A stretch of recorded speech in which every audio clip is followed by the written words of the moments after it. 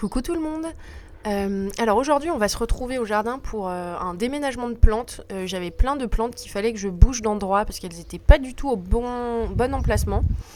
On est déjà en juin donc j'ai un peu tardé mais c'est pas grave, elles s'en remettront. Et avant d'attaquer je voulais vous remercier parce que c'est ouf, on est plus de 1600 abonnés sur la chaîne. Alors bonjour à tous les nouveaux abonnés et merci beaucoup.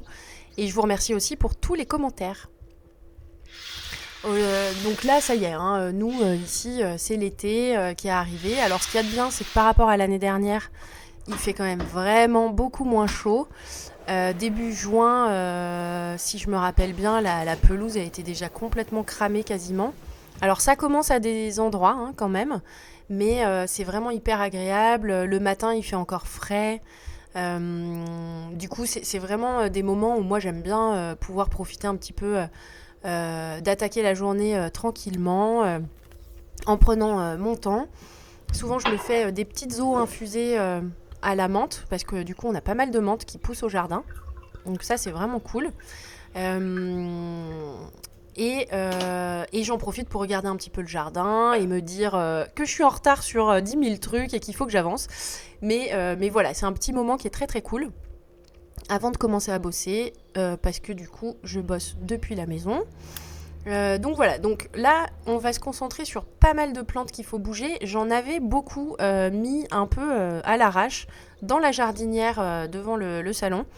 Et en fait ça a poussé, je m'en suis jamais vraiment occupée. Bon, vous me connaissez, hein, j'ai jamais assez de temps pour tout faire au jardin.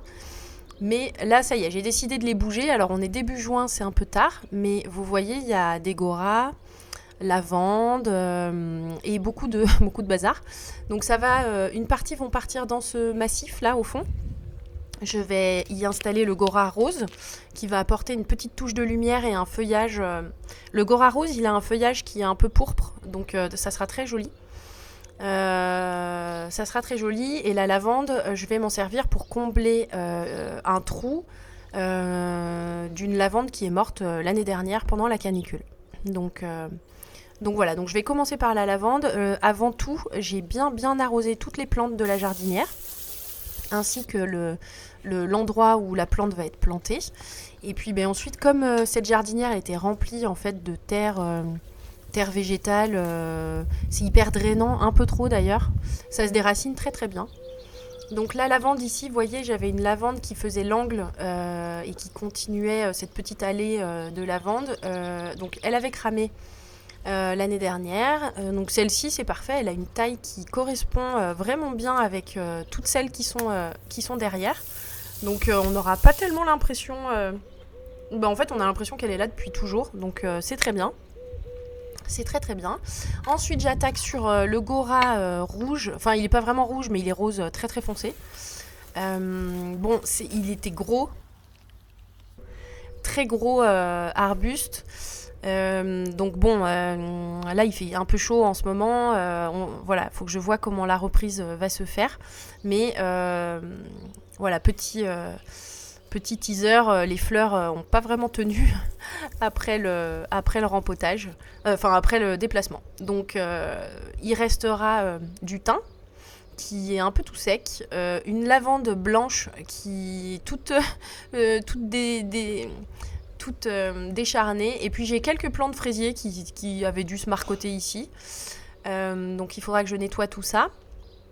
On a le népéta et ensuite il y a tout le fouillis à nettoyer, et au pied de la jardinière j'avais 2 pieds d'alice odorante. Chez mes voisins, l'alice odorante ils l'ont plantée à l'ombre et elle est devenue énorme, elle fleurit tout le temps, alors que moi là elle est en plein soleil puisque c'était ce qui était noté sur la fiche botanique, mais j'ai l'impression que ça lui plaît pas trop parce qu'elle grossit pas vraiment et elle fleurit pas vraiment. Donc je vais les installer dans un endroit où elle sera à mi-ombre, elle aura un peu de soleil le matin, un peu de soleil l'après-midi, et peut-être aussi une terre plus riche, je sais pas, pourtant la lise ça aime bien les terres pauvres. Mais bon, écoutez, on va voir. En tout cas, il me reste du coup de la lavande blanche, du thym et des fraisiers. La lavande blanche, vous voyez, elle est vraiment toute dégarnie, donc je vais voir ce que je vais en faire. Mais heureusement pour le transplantage des plantes, On a eu pas mal d'orages. Alors malheureusement chez nous, on est un peu dans une zone où il pleut. En fait, à 1 kilomètre, il va pleuvoir, et puis chez nous, on n'aura pas une goutte. Donc il y a eu beaucoup d'orages, mais pas vraiment de pluie chez nous. Donc bon, c'était très beau à voir, mais ça n'a pas hydraté. Ma belle-mère m'a donné plein de coréopsis, donc j'ai commencé à en implanter le long de la jardinière, donc c'est très très joli. Ça fait des belles fleurs jaunes, donc j'espère qu'elles vont s'implanter là et se ressemer naturellement. J'ai aussi enlevé au pied de l'abricotier, il y a des repousses à la base de l'abricotier, donc ça doit être le porte-greffe qui doit être un peu vigoureux et qui veut pousser, donc je les enlève. Et ensuite, j'ai aussi récupéré un semi-spontané de Gora rose que du coup je vais venir bouger parce qu'il avait poussé en plein milieu d'un millepertuis, et je vais l'installer dans la plate-bande de plein soleil. Donc vous voyez, rose bonbon un peu, j'adore, très très joli. Et je vais l'installer là. J'ai une petite zone avec un petit vide, donc ça sera parfait. Alors lui aussi, il a pas trop aimé le déménagement. Pas trop aimé le déménagement. Donc là, je suis en train, actuellement, là, je vous parle depuis le bureau pour enregistrer ma voix. Bon, il tire la tronche. Je pense que je vais lui faire une petite coupe. Je vais le tailler de façon à ce qu'il puisse repartir. Parce que là, comme il était tout en fleurs, je pense que ça lui demande beaucoup d'énergie, et il n'avait pas énormément de racines.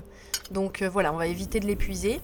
Donc j'ai bien arrosé, à chaque fois j'arrose bien parce que comme je suis pas sûre d'avoir de la pluie, voilà, je préfère bien arroser quand je déménage des plantes.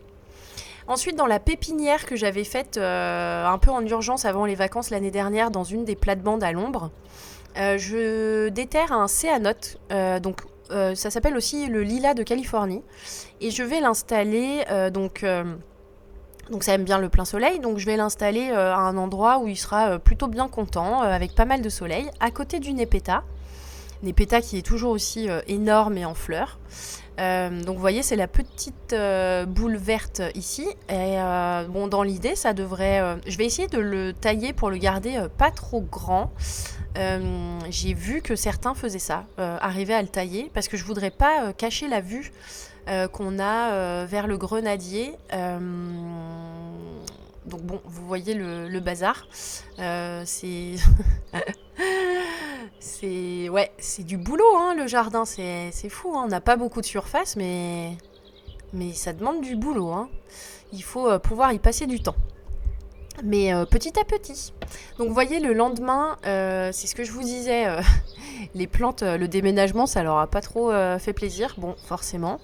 Mais de jour en jour, je vois le Gora qui réouvre des fleurs, et la lavande, elle a un peu tombé la tête. Par contre, là, c'est trop bien parce qu'on a eu une super bonne pluie, très très abondante, qui a duré longtemps, donc ça sera parfait. On a beau dire, la pluie, c'est quand même l'idéal. Et ensuite, c'est trop bien parce que là, en ce moment, on récolte des fraises, mais tous les jours, des petits bols entiers. Bon, sachant que le petit chouchou, il a tendance à pas comprendre le principe de récolter pour les manger plus tard. Donc en général, ça finit dans la bouche tout de suite. Mais c'est trop mignon à voir. Donc plein de floraisons au jardin. J'ai les lavandes officinales qui vont pas tarder à vraiment s'ouvrir. La lavande Mumstade, très jolie, elle est déjà ouverte depuis quelques jours. Et la lavande rosea que j'avais mis dans le patio, en fait sur les images ça me mettait une image très rose, et en fait c'est plus blanc. Alors est-ce que dans le patio elle manque un peu de soleil, ce qui est très possible, voilà, à voir sur plusieurs années ce que ça va donner, mais en tout cas elles ont vraiment bien poussé. Et vous voyez, elles sont roses, mais vraiment rose pâle. Et ensuite, j'ai découvert qu'on avait des roses trémières qui avaient poussé à l'arrière du terrain. Alors, c'est un endroit où j'avais mis des graines de roses trémières, mais il y a 4 ans. Et rien n'avait jamais poussé. Et là, ça a poussé. Donc, c'est génial. Et voilà, le Nepeta toujours en fleurs, mais je pense que je vais le tailler en partie.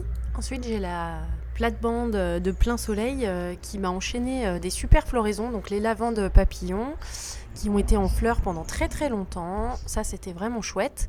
Donc là maintenant, les lavandes papillons sont sur la fin, même si j'ai une sorte de petite remontée. Mais j'ai la santoline derrière qui est tout en fleurs, donc avec ses petits pompons jaunes. Donc ça c'est super chouette. Donc la lavande papillon, je vais la couper. Et voilà, encore plein de trucs à faire, comme vous voyez, mais on avance doucement.